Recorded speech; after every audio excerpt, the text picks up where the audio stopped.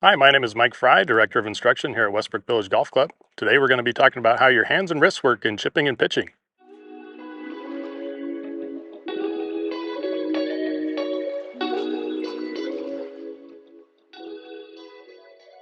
So the first thing I'd like to get out of the way as far as your hands and wrists with chipping and pitching is that they can be used, and for a lot of shots around the green, they should be used.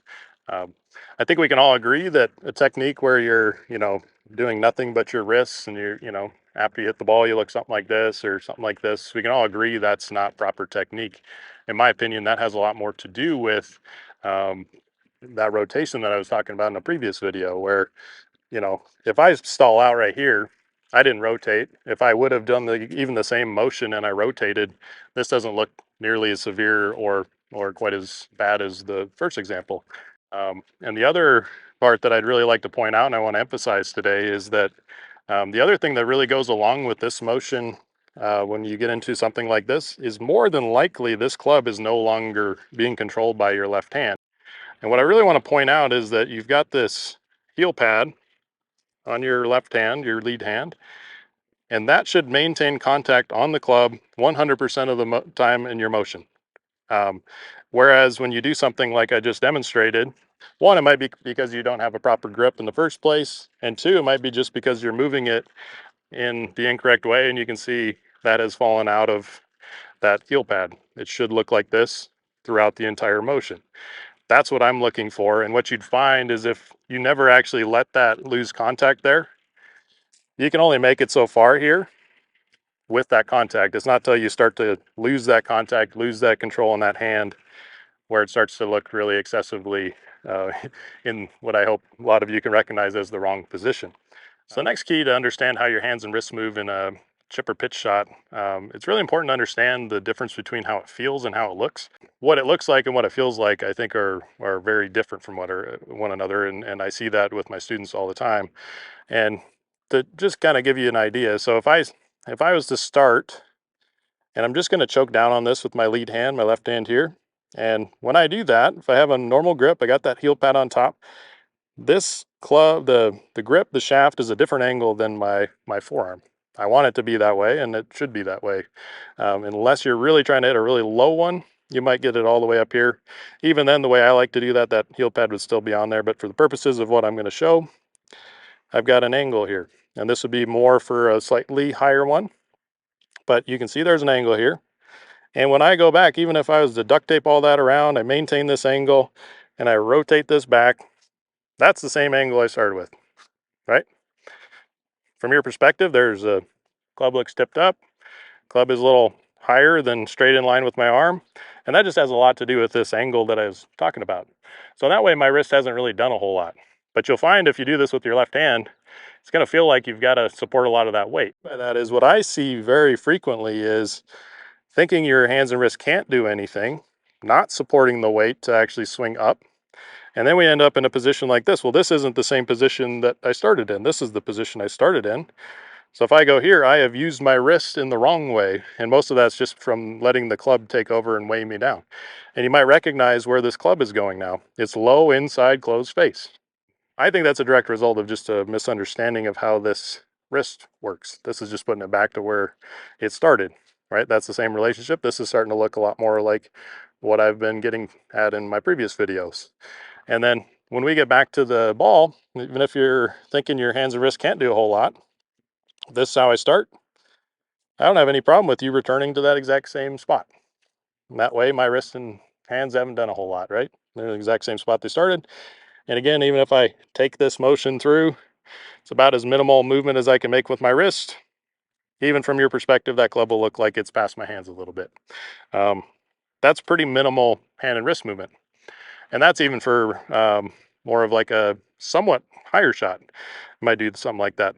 And we start getting to trying to hit that ball even higher, and then we might start increasing that angle. So part of that's just done in the setup. I'm going to increase that angle in the first place, open the face a little bit. But even on a shot like this that I'd be trying to hit it quite a bit higher, even if I took that back and I maintained that angle, if you can see, if just kind of imagine I was duct taping that around, that's what that would look like. And that's what it looked like here, just maintaining that angle. And you can see that club is now slightly tipped up.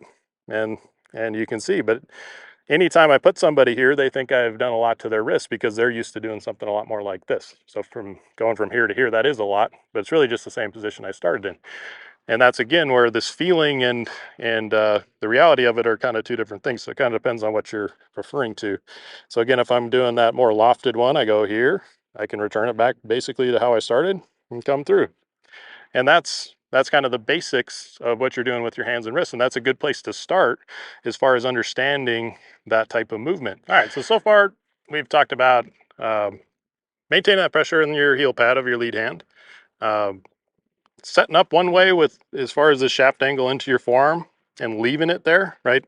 Um, Leaving it there in the sense that when I go back, this is basically the same angle that I started with. I return it, same type of angle that I started with, same thing on this side. And those are some of the main principles I want you to take from today's video. And learning that is kind of like your basic structure of what you're trying to learn as far as how your hands and wrists move.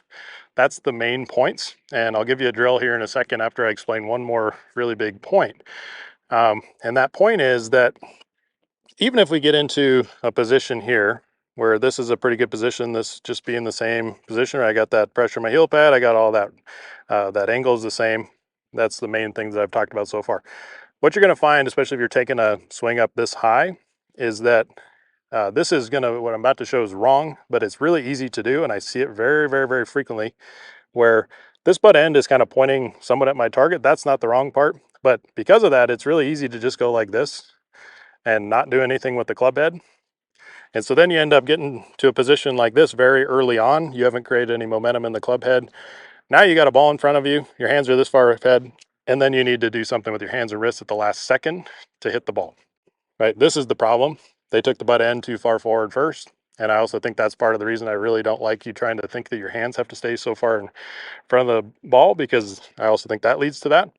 Um, when you get here, again, our goal is to basically, if this is how I started, I want to return here. So if you think about the path that it has to go on to do something like that, the path is back down here.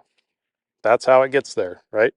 And so for a lot of you, what it's actually going to feel like, and this is again where the feeling and the reality of it might be slightly different. And even if the reality is you do this, where you actually let that club start first, just slightly, where that's going to, you're going to feel like you're letting that club start and then you're going through with the motion, right? What you'd see in that is that I'm letting that go so that I'm not going to do this, because this is far, by far one of the worst things you can do when you're chipping. So I'm getting that to fall here. I'm maintaining that pressure in that heel pad, and I'm letting that club fall for just a split second. I'm starting that momentum towards the ball, and then all I have to do is rotate that through. That's a really big thing to even just maintain that, because like I said, it's so easy to just pull on that shaft like that, or pull on the butt end like that. And if you do this, you're going to struggle. If you do something like this, even if you overdo it, you let that club fall for too long and you pick up that motion and you come through, you just end up hitting the ball a little higher than you might have intended. That's not the end of the world. It might come up a little short, and that's where you can start developing your feel. But um, again, the main point is just to get these things to fall into place. Like I was saying in the first place, the feeling of this is that it might feel like you have to tip that up a little bit. The reality of it is that it's not a whole lot different than you started. Again, going to the feeling part versus the reality of it is you're going to feel like this is starting first, the club head. Feeling like you're doing that, it's got free momentum, and then you just let that rotate through. When I do that all in sequence, it doesn't look like that's what I've done. And again, it's just going to look like my wrist angle has been maintained. So the drill I'd like you to work on today is more or less just paying attention to what you're doing, and then using a drill that you've seen me use before, talking about your plane and club face angle. But I want you to be really paying attention to a lot of the principles I was talking about today. The two main ones that I want you to focus on is having control in that lead hand, right? We got that heel pad. I want you to maintain control on the club here. Never leaves there, always stays there. The other thing is start to get familiar with what I'm talking about as far as this angle being maintained when you take that club back.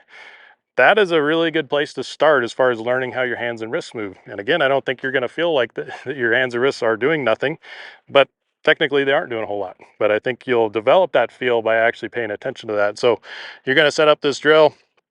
And what I want you to do is get set up to a ball, and you're going to rehearse a couple back. So you're going to make sure that you got that heel pad on top of the club to begin with.